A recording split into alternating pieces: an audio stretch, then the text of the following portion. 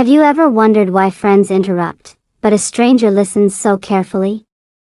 In this video, you'll discover that strange secret and how to turn it into your power for practicing English listening, reading, and speaking. Morning strangers. Imagine this. It's a chilly Danish morning, and the bus windows are fogged up like someone smeared milk over the glass. People sit quietly, scrolling their phones, half asleep, half annoyed at life. And right there, in that ordinary scene, a girl is practicing English sentences under her breath, hoping no one notices. Sounds familiar? Maybe you've done the same, mumbling phrases in English but praying no one catches you. Her voice is soft, broken, like she's testing if the words even belong in her mouth. But here's the twist. The stranger sitting next to her actually notices.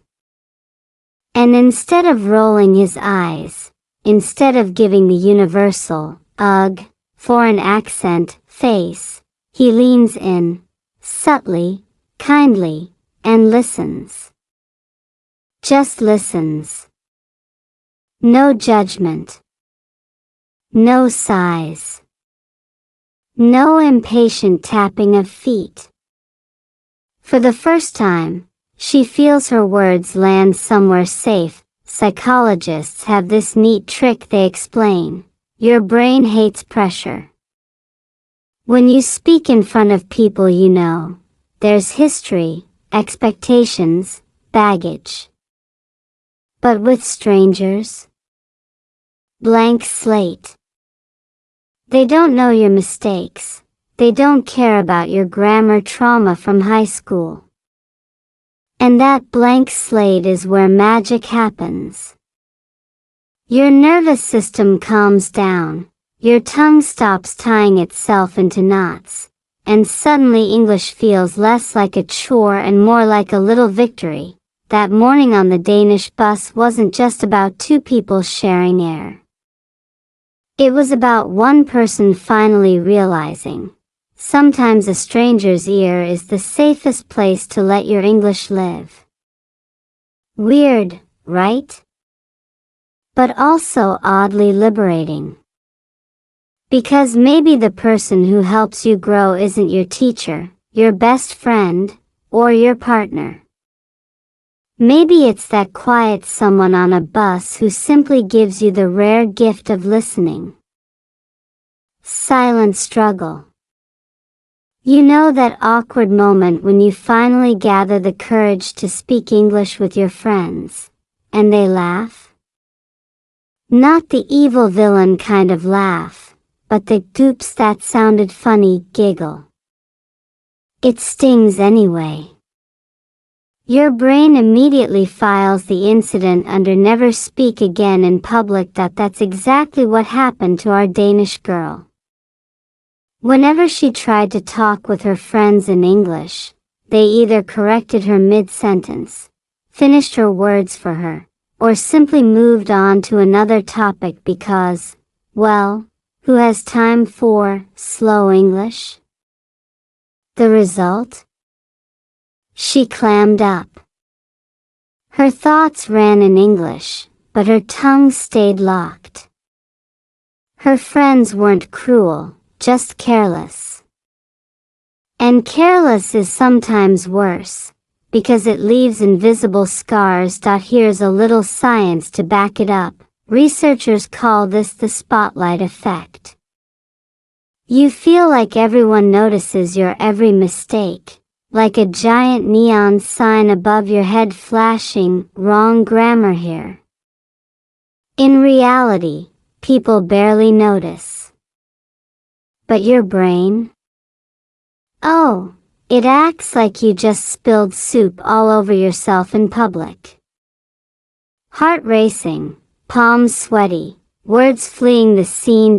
So what do? Most people give up. They avoid speaking with those who matter most because the risk of embarrassment feels heavier than the reward of progress. And slowly, English becomes that dusty treadmill in the corner of the gym. You know it's good for you, but you never step on it. Our girl knew this pain all too well. Every failed attempt with friends pushed her further into silence.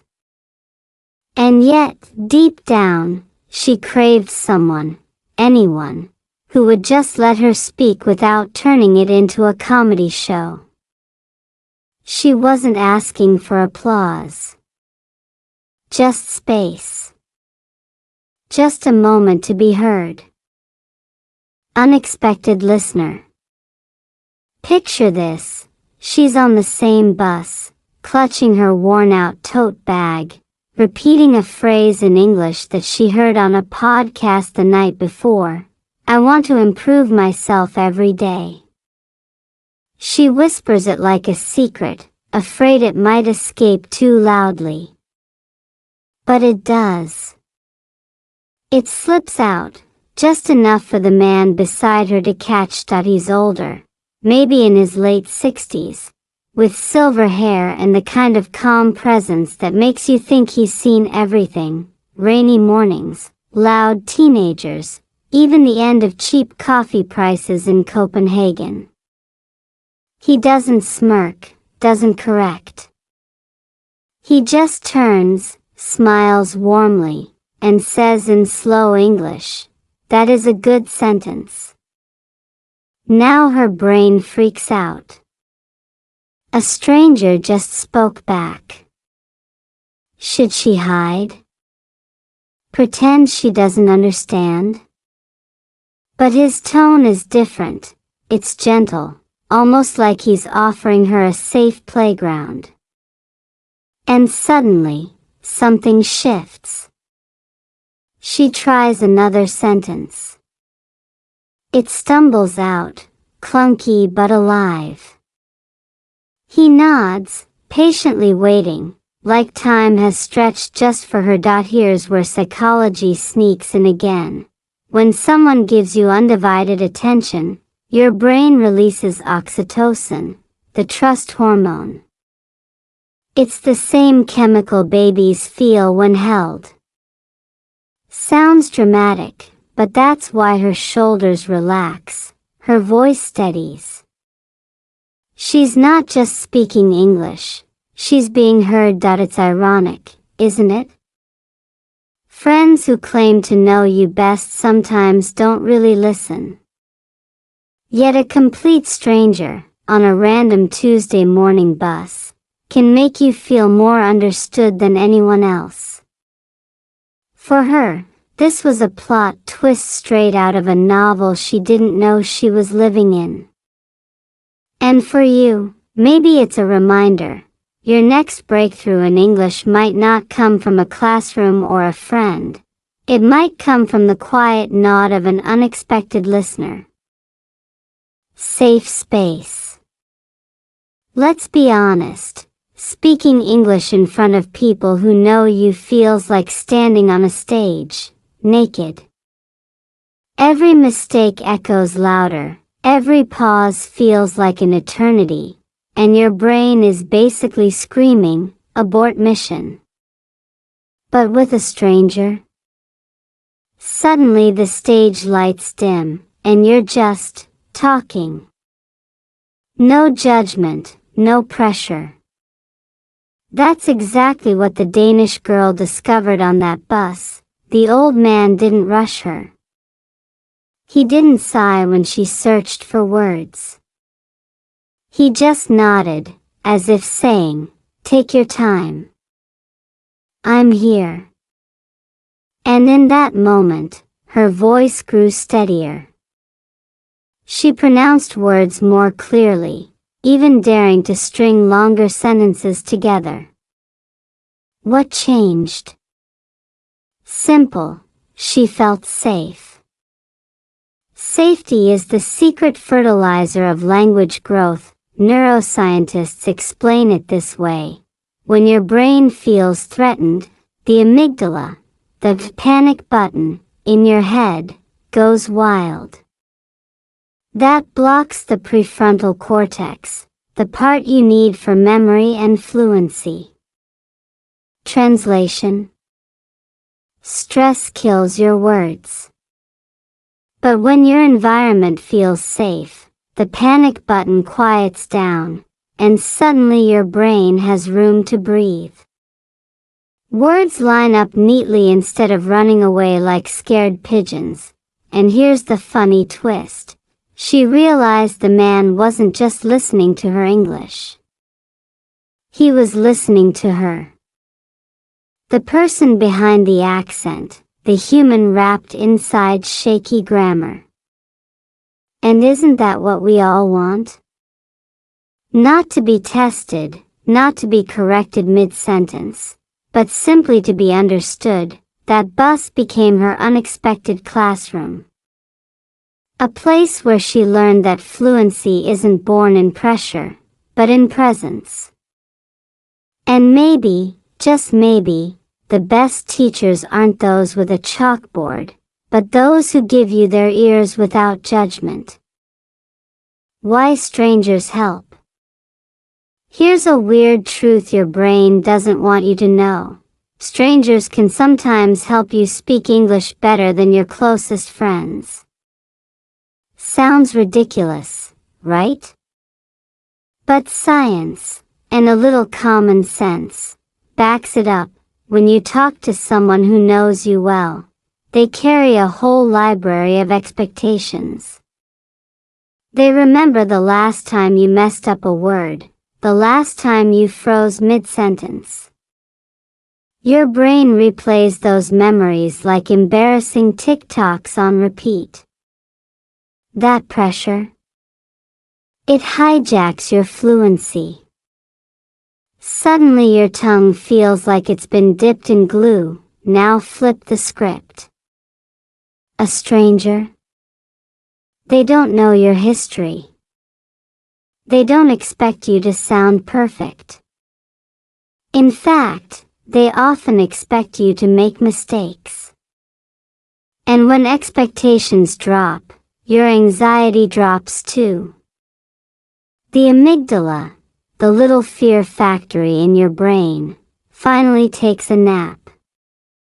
That's when the prefrontal cortex, the thinking brain, kicks in and actually helps you form sentences. Psychologists call this the observer effect. When you know someone is judging, you choke. When you think no one cares, you perform better. It's why you can sing like Beyoncé in the shower but sound like a dying toaster when people watch. Same brain, different pressure. For the Danish girl, that old man on the bus became proof. She didn't just manage a sentence. She managed a conversation. A real one. And it flowed easier than anything she'd ever tried with her friends. Why? Because strangers come with no baggage. They offer a blank canvas, and your words get to paint freely without anyone scribbling wrong in red ink over them. So next time you're too shy to practice English with someone you know, remember this. Maybe the stranger at the cafe, the woman at the train station, or even the guy on the park bench is the secret ingredient your fluency needs. Daily Danish life. Close your eyes and picture Copenhagen on a Tuesday morning. The sky hangs low, gray but soft, like someone forgot to turn on the brightness. Bicycles zip by with baskets full of bread and tulips. A tiny cafe spills the smell of strong coffee into the street. It's ordinary, almost boring. Yet it's exactly in these everyday Danish scenes that small English victories can hide. Our girl, still buzzing from her bus encounter, begins noticing how daily life offers endless chances to practice. Ordering a croissant at the bakery? Boom, listening practice. Reading signs in English at the train station. Instant reading lesson. Whispering back sentences to herself while waiting in line. Speaking practice, disguised as daydreaming. Denmark itself becomes her giant classroom, with strangers as unexpected teachers. There's also a rhythm to life here that helps. Danes don't rush in conversation the way some cultures do. They pause. They sip their coffee. They let silence exist without panicking. For someone learning English, that calm space is golden. It means you don't have to race your words. You can breathe them out slowly, like steam rising from your cup. Science agrees with this cozy picture.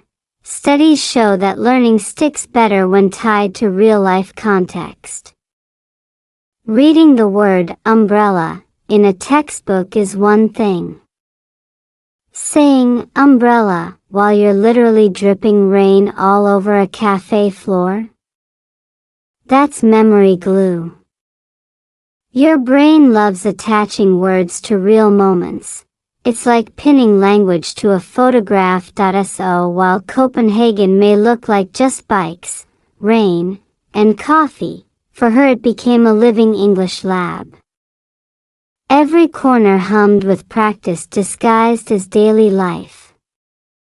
And suddenly, learning no longer felt like homework. It felt like living. Turning point. There comes a moment in every story where the light bulb finally flicks on, and for her, it happened on yet another rainy ride through Copenhagen. She realized something both simple and shocking.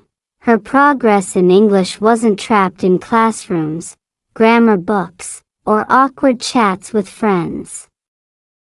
It lived in the random kindness of strangers. The old man on the bus had sparked it, but now she noticed a pattern. A barista who patiently waited while she fumbled for words. A tourist who asked for directions, giving her a chance to answer in broken but brave English. Even the cashier at the supermarket who smiled when she said, "Have a nice day," with a heavy accent. None of these people laughed. None rolled their eyes. Each one, in their own tiny way, gave her permission to keep going. And here's the turning point. She stopped waiting for the perfect environment to practice. She stopped obsessing about sounding flawless with friends who didn't have the patience. Instead, she leaned into the randomness. She treated every stranger like a secret coach, every short exchange as a mini lesson carved out of real life. Neuroscience has a word for this too: exposure therapy. The more you face small, safe challenges, the less power fear has over you. Each stranger encounter was like a tiny vaccine against her anxiety. And little by little, she built immunity. Not against mistakes, they still happened, but against the shame that once silenced her. That was the day she realized, the path to fluency isn't always paved with textbooks and structured lessons. Sometimes it's cobblestone streets, rainy bus rides, and the open ears of people you'll never see again. Final reflection. By the end of her quiet experiment with strangers, something profound had shifted. English was no longer this mountain she had to conquer under the critical eyes of friends. It had become a series of small, human moments, a smile from a barista, a nod from a tourist, a kind word from an old man on a bus. None of these people knew her name. Yet somehow, they helped her find her voice, Think about that. We spend so much time searching for the perfect teacher, the right course, the flawless environment. But maybe the real magic hides in the unplanned. In the way your heart beats faster when a stranger asks, "Excuse me, do you speak English?" In the way your brain sparks when you answer, even if clumsily. Those moments are messy, real, and unforgettable. And your brain? It loves them. Because authentic emotions glue language into your memory far stronger than any flashcard ever could. Her reflection was simple but powerful. Strangers had given her the courage her friends never did. They offered ears, not judgment. And that made all the difference. So here's the punchline for you. Don't underestimate the power of those random conversations. The stranger at the bus stop, the tourist with a map, the cashier with a kind smile. They might be the key that unlocks the English voice you've been hiding. Because sometimes, the people who know us least end up helping us the most. Don't stop here. Watch the next vid in this playlist and keep your English growing every single day.